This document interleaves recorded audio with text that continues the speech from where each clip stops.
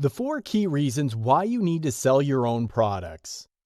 A lot of list marketers hesitate to sell their own products. They think they can only use affiliate products. They think that it's just too much effort to sell your own products and are afraid of wasting time. In fact, they can come up with 1001 reasons why they'd rather not sell their own products. Let me tell you, there are 4 main reasons why you should invest the time and money to sell your own products. In fact, this can mean the difference between making a profit and continuing to struggle. Reason number 1. You can convert more with a sales page that you control. When you sell your own product, you are in full control of the sales page, selling that product. You can focus on certain emotions. You can position the product in a certain way. You can make all sorts of decisions that can increase the conversion rate of your sales page. You don't have such power over the typical affiliate product sales page. You can make a preliminary sales page that your traffic has to go through before ending up at the affiliate product's landing page. However, at the end of the day, you are still at the mercy of the affiliate products vendor's sales skills. What if they don't know how to sell? What if they send conflicting signals? You work hard to send that traffic only to lose it all because that page you dumped the traffic on flat out sucks. Reason number 2. You are able to engineer a product that appeals directly to your niche audience. Nobody knows your niche audience better than you. Well, at least if you know how to market properly, you should have a clear idea of what your audience needs. The problem with affiliate marketing is that you're trying to reconcile the actual needs of your audience with the benefits of the product you are pushing. This is not always a tight fit. In fact, in many cases, there are gray areas. You really have to massage your communication flow with your niche audience to fully see the value product that you are promoting brings to the table. You won't have this problem when you are selling your own product because you can build a product from the ground up based on your niche's audience's feedback. There is no guesswork involved. There is no need for you to fit a square peg into a round hole. You can make sure that everything fits smoothly and easily from day one. Reason number 3. You get more control over refunds. I don't know about you, but most affiliate marketers hate refunds. Imagine starting out in affiliate marketing, making a few $1,000s in the first week, feeling really pumped up. Then the refunds start coming in, and it seems they won't stop. Then you look at your bank account and almost all the profits vaporized. That's how bad refunds can be. Unfortunately, you really can't control them if you are selling an affiliate product. You are at the mercy of the customer support skills and policies of the company behind the affiliate product you are pushing. If you are tired of refunds, why don't you take full control of selling your own products? You can service your customers more intimately and send the right signals in such a way that instead of having to shell out a refund, you might even get additional sales. Reason number 4. You get to bolster your brand. By selling your own products, you can end up with a solid gold niche brand. How? Well, your product can speak to how professional and caring your brand is to a specific audience. Your product may be so awesome that you developed a solid gold reputation in your target market. You don't get this with an affiliate product because there are many other marketers selling the same product.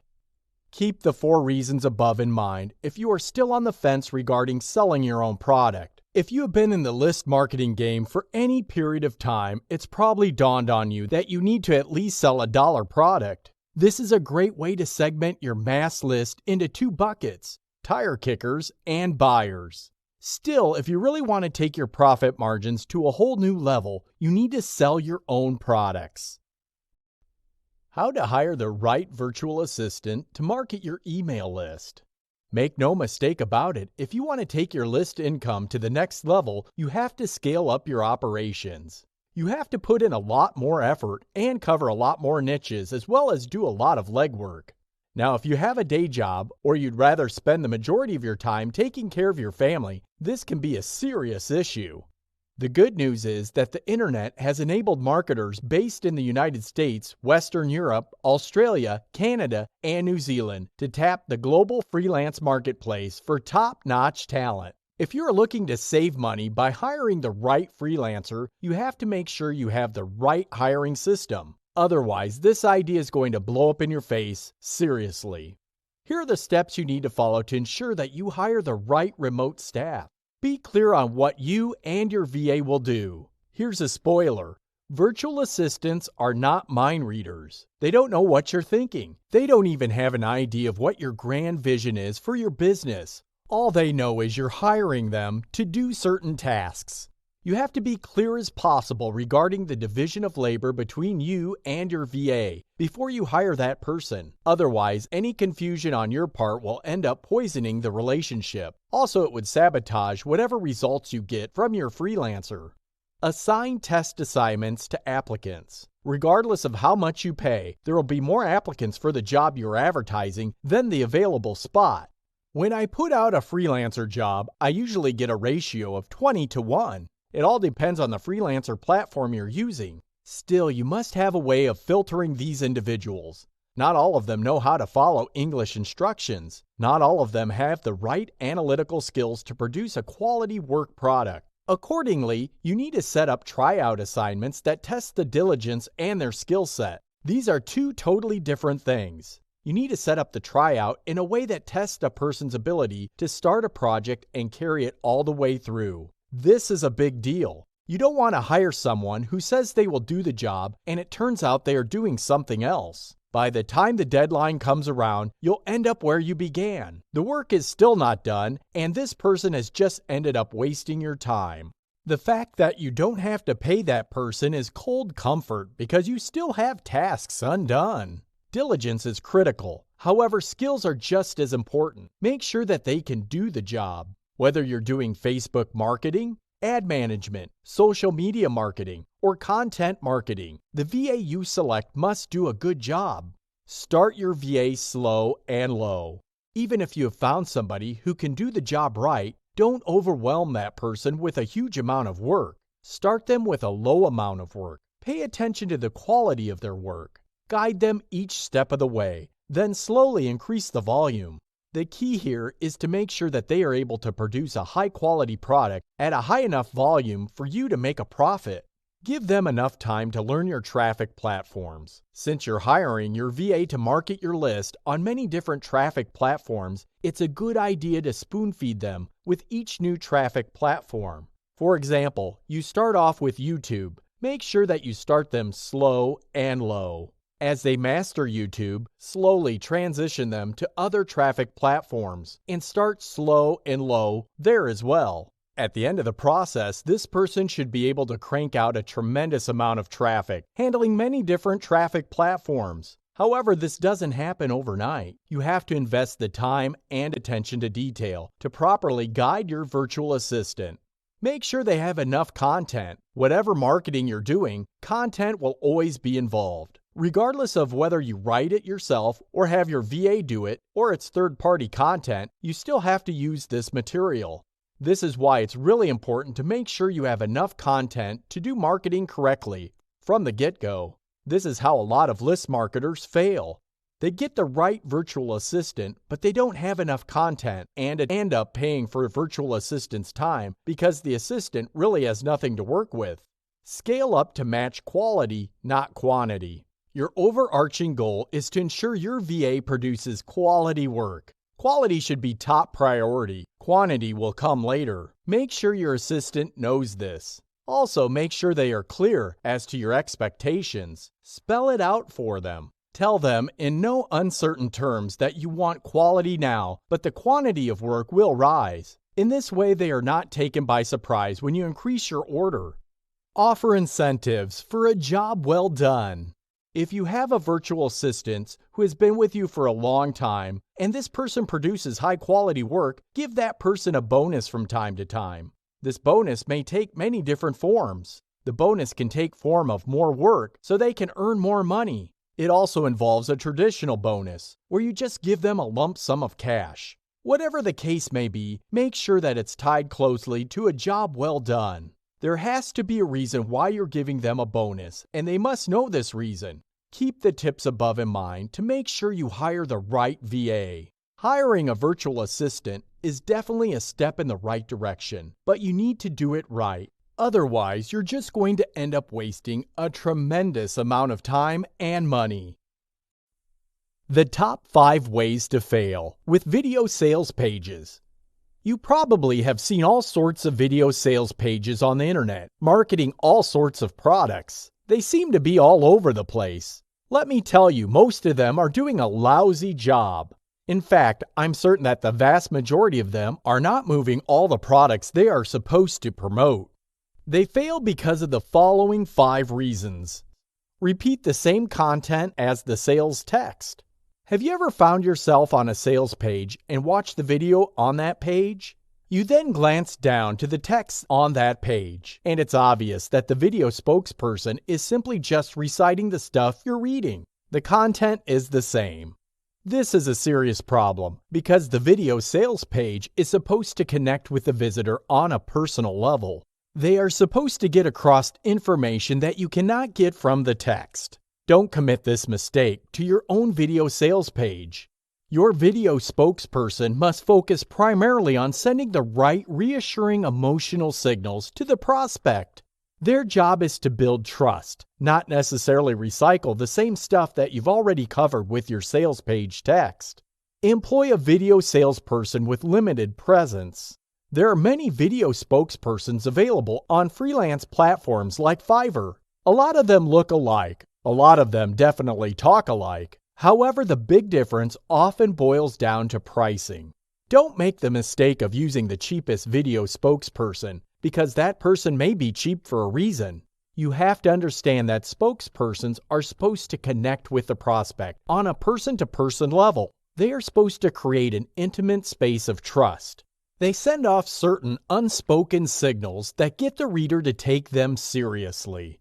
Unfortunately, if you just hire the first random video spokesperson you come across because they charge very little money, chances are that person would drop the ball. That person probably does not have the right presence in the context of your sales page to do a good job. Your video sales page is not going to convert your visitors. Use video with bad audio quality. Your video sales page might have the right script and feature the very best video spokesperson. Unfortunately, it would still fall flat. Why? Maybe the person is not speaking clearly enough due to bad recording equipment you used for the video. You have to understand that when a prospect is listening and watching a video spokesperson, they are trying to pick up on certain signals. They can't quite put their finger on it, but they're trying to get a total experience out of the video. This is how video spokespersons build credibility and authority. Unfortunately, this is almost never going to happen if your video has bad audio quality. Use video with bad angles.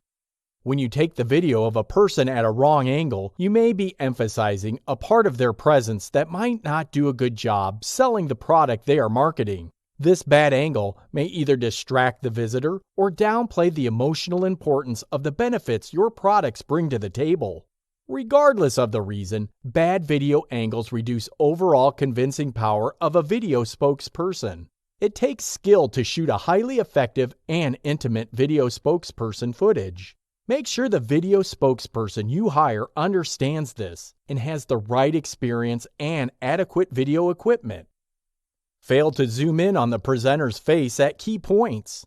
A great speech is able to move people's hearts, not because it's packed with top-notch quality, but oftentimes because of emphasis. Practically speaking, people do not have the patience to listen to a full speech. Instead, they just want to hear certain parts that resonate the most with them, because that's what they're most interested in. If your video doesn't zoom in on the presenter's face at key points during his or her presentation, your video will fall flat. It will look, sound, and feel like the vast majority of other videos out there. In other words, it's not going to make much of an impact. Keep the top 5 warnings above in mind when getting your own video sales page done. You have to make sure when you get your video done that it does the job you want it to do. Don't look at it as just one checklist item. Don't look at it as just another video to make your sales page look more presentable. If that is your thinking, chances are your video sales page is going to fall flat on its face. The 5 signs your list is ready to be sold for a profit. In any business, you have to have an exit strategy. It's easy to think that a successful business is going to be some sort of long-term cash cow. You build up a business and you just milk it for cash indefinitely. That is a very problematic model for online businesses. You have to sell at the peak of your business because it's anybody's guess when your niche business will go belly up because fluctuating demands or changing market conditions. The big challenge, however, is timing your exit properly. You need to know when it's the best time to sell your business so you can get the highest value for it. Here are 5 signs that your list is ready to be sold for maximum profits. Sign number 1. Your sign-up rate is predictably high.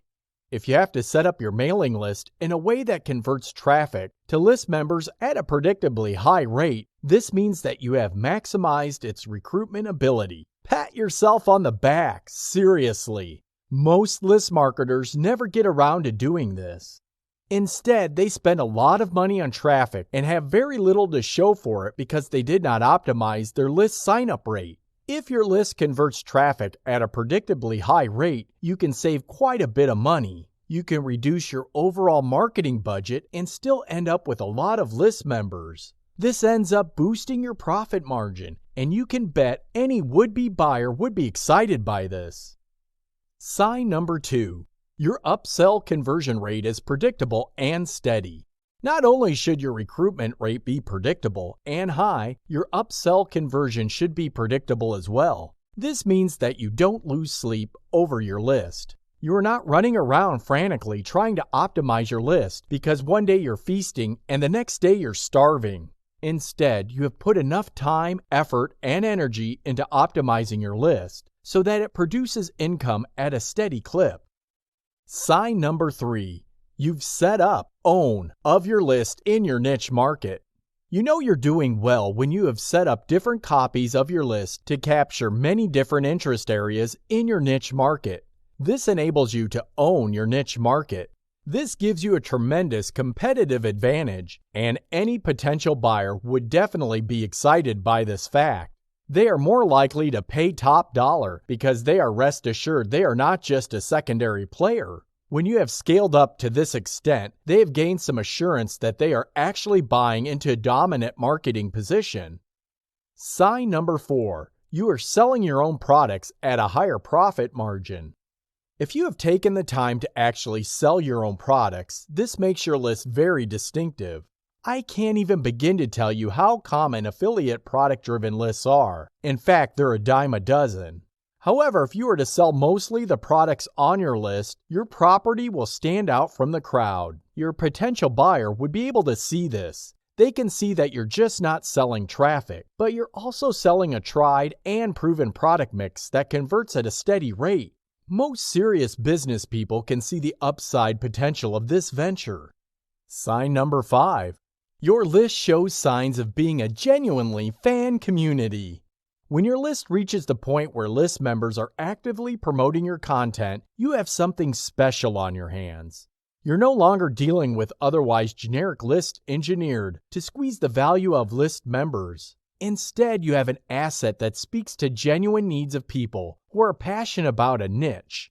This is worth quite a bit of money because your list brand commands respect. It has become some sort of authority in your niche. You can bet knowledgeable buyers would pay premium for such a brand authority. Keep the 5 signs above in mind when assessing your list.